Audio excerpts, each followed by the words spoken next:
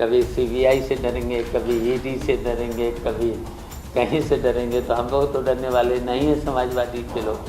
देखिए, समाजवादी पार्टी के जितने भी विधायक हैं मजबूती के साथ खड़े हैं, और समाजवादियों को तो इतिहास रहा है न कभी डरे हैं न कभी दबे हैं, और फिर इसी तरीके से मजबूती के साथ खड़े रहेंगे और 2024 में भारतीय जनता पार्टी को विपक्ष को इकट्ठा करके हराएंगे।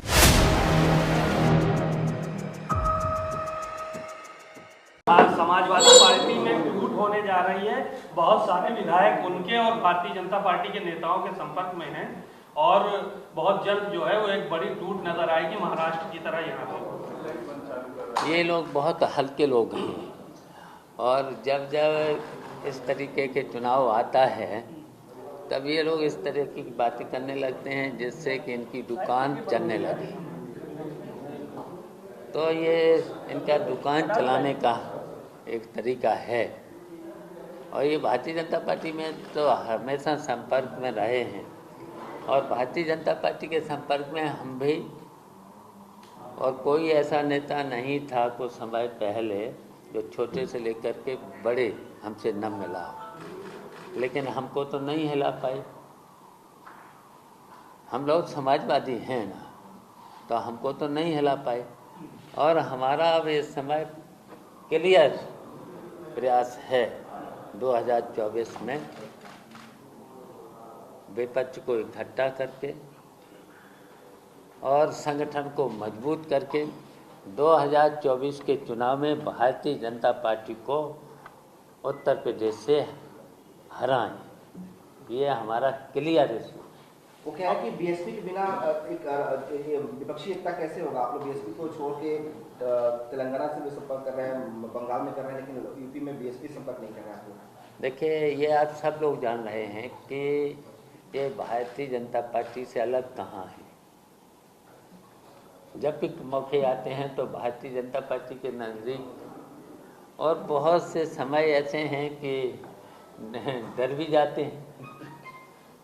हम लोग तो डरने वाले तो हैं नहीं।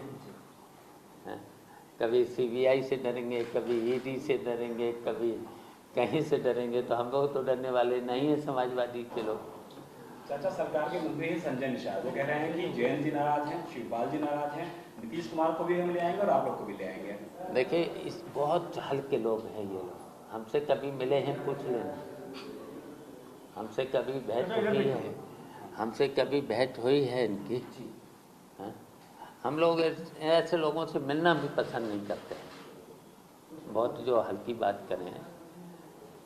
राजभर के बारे में चर्चा है कि उनको सरकार में कैबिनेट मंत्री बनाया जा रहा है, उनके बेटे को टिकट भी दी जा सकती है। बीजेपी के बिहार पे वही कोशिश कर रहे हैं कि समाजवादी पार्टी में थोड़ा डेंट लगाएं।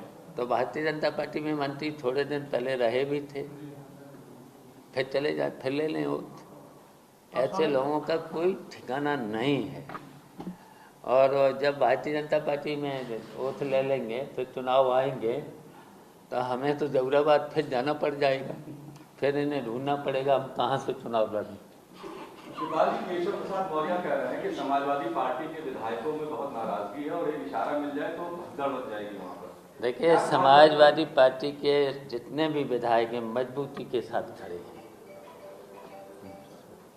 और समाजवादियों को तो इतिहास रहा है न कभी डरे हैं न कभी दबे हैं, और फिर इसी तरीके से मजबूती के साथ खड़े रहेंगे और 2024 में भारतीय जनता पार्टी को विपक्ष को इकट्ठा करके हराएंगे। महाराष्ट्र में जो हुआ उसको आप कैसे देखते हैं? और देखिए, जहाँ तक हम शरद पवार जी को जानते हैं, वो जिस तरीके से नेताजी राजनीति करते थे तो कभी वो दबे नहीं, कभी डरे नहीं। और देखिए, जब भी चुनाव आएगा, फिर चाहे लोकसभा का हो चाहे विधानसभा के चुनाव आए, वो फिर से महाराष्ट्र में फिर से उभर के आएंगे, जीत के आएंगे। दो बड़े घटनाक्रम महाराष्ट्र में हुए, पहले शिवसेना के साथ में और फिर एनसीपी के साथ में, इससे क्या सबक लिखते हैं? देखिए, महाराष्ट्र को देखिए, भारतीय जनता पार्टी के लोगों ने प्रयोगशाला बना रखा है। तुष्टीकरण की नारी, ध्रुवीकरण की नारी, जब चुनाव आते हैं तब इसी तरीके का अब इनको कहीं पर भी देश और प्रदेश का विकास करने का कोई मतलब नहीं है। केवल देखिए बांटो, समाज को बांटो और देश को कमज़ोर करो, इसके अलावा कोई काम नहीं है। न तो विकास का काम करेंगे, न फिर देश को मजबूत करेंगे। केवल जनता को भ्रमित करने का काम भारतीय जनता पार्टी के लोग करते हैं। तो देखिए अब जनता भी समझ चुकी है पूरी तरह से देश की जनता। 2024 का समाजवादी पार्टी का गठबंधन किसके साथ होगा, उसके लिए कोई बातचीत फाइनल होगी? देखिए हम लोगों को विपक्ष को, पूरे विपक्ष को इकट्ठा करने में, और ये भी रणनीति का कोई न कोई हिस्सा होता है, तो रणनीति का हिस्सा कोई बताया थोड़ी जाएगा।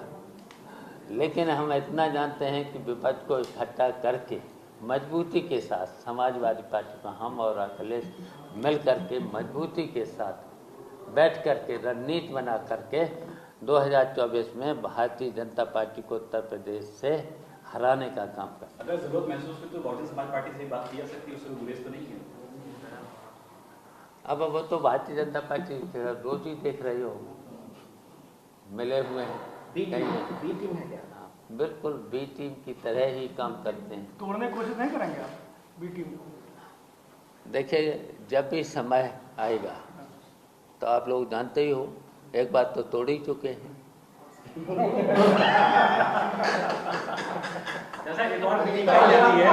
चाचा जयंत चौधरी से बातचीत नहीं हो पा रही है, लोग कह रहे हैं सर। नहीं, बात तो हो रही है और साथ हैं और साथ रहेंगे। कृपाल जी, आपने कहा कि सारे विपक्ष को और एक साथ लेके आएंगे, क्या बसपा को भी एक साथ लेके आएंगे? उधर जो है यूनिफॉर्म यादव परिवार के खिलाफ अपने खिलाफ चार्जशीट जो है वो दाखिल कर दी गई है। तो क्या ये लालू ठाकरे में बैठ सबके घर चार्जशीट?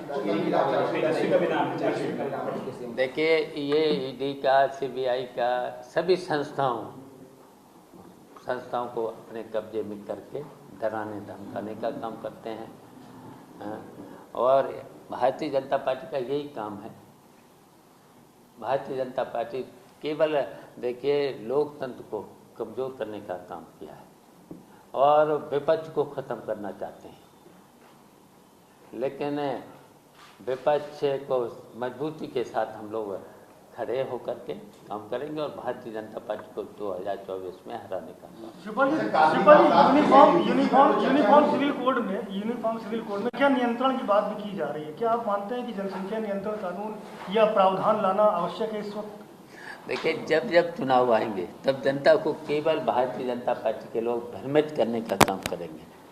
यूसीसी पर उसी तरीके से यूसीसी जैसे चुनाव आया, अब चुनाव 2024 का आने वाला है, तो केवल जनता को भ्रमित करने का काम। तो कह रहे हैं एक देश एक कानून कर रहे हैं, तुम अच्छा कर रहे हैं।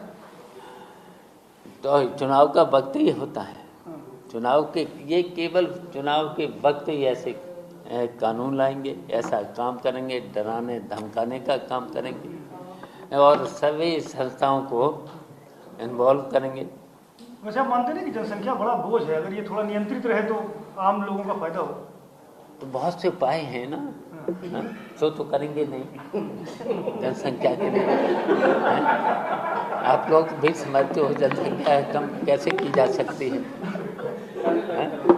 शिक्षा पर जोर देंगे नहीं, शिक्षा पर जोर देंगे नहीं, स्वास्थ्य पर जोर देंगे नहीं, बड़ी बड़ी बातें करेंगे, काम कुछ करेंगे नहीं।